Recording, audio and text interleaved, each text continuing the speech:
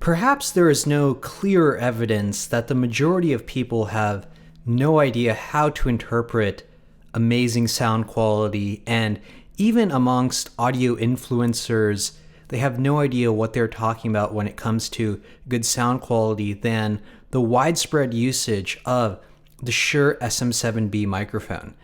Every time I watch a video with the Shure SM7B microphone, I'm just like in disbelief over how unnatural the person's voice sounds. It's just ridiculous.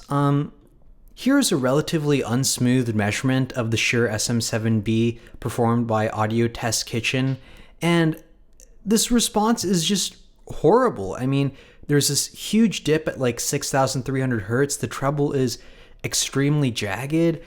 Like, this microphone sounds so bad. It's like ridiculous to me that people think it's good, and maybe it's because people aren't using good sound reproduction equipment that they're not able to actually notice these differences. But I mean, you listen to my recordings with the headphone equalized to the PEC-dB Diamond Target, and it sounds like you're actually listening to me in this environment and you're able to hear my voice as it really is. But when I listen to these SM7B recordings, they don't sound anything like reality, and they're just completely horrible. And in the first place, directional microphones are generally terrible and sound completely unnatural. Al Schmidt is a world-renowned recording engineer for creating some of the best-sounding recordings in the world with artists such as Diana Krall. And in his book, he clearly states one of his secrets is leakage is my friend using the omnidirectional pattern. I don't really have secrets, but if I did, this might be one. For about 20 years now, whenever I can, I prefer to use microphones in the omnidirectional pattern rather than the cardioid pattern. I find the sound in omni to be richer and more pleasing.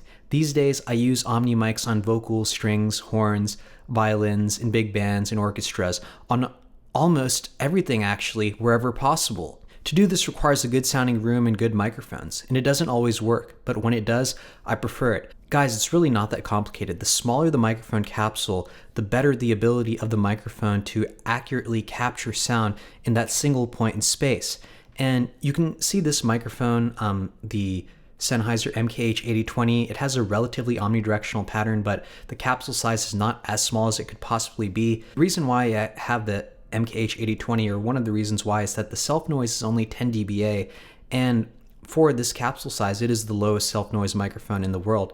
And if you look at the on-axis frequency response, like, it's like pretty much flat for the entire range and extends even all the way up to 60 kilohertz in the high frequencies. And you know, this microphone just sounds so good and natural, and really it just like takes the recording to another level. And I don't think this microphone is like 100% flat. There's like some increase in the low frequency region, as you can clearly see in the graph. But I mean, the main thing is that the omnidirectional pattern allows it to sound natural and not like I'm just like in a non-existent environment. And the smooth response in the high frequencies also makes it such that all of the sounds you're hearing, they're coming through naturally, like how they sound in real life, versus like some garbage microphones such as the SM7B. Like, there's just tons of peaks and dips in the high frequencies, and there's just no way you're going to hear anything close to a natural sound experience. All microphone capsules are inherently omnidirectional, and further technologies have to be employed to create directional effects, and it just makes it sound unnatural. I mean, I'm very close to this microphone and you're not hearing any proximity effect. I can move back and the bass in my voice is really consistent. Obviously I'm quieter because I'm further away from the microphone, but you know, guys, microphones are not that complicated. You want the microphone with the smoothest response, the most omnidirectional pattern, and the lowest noise, and you can get the best sound experience possible.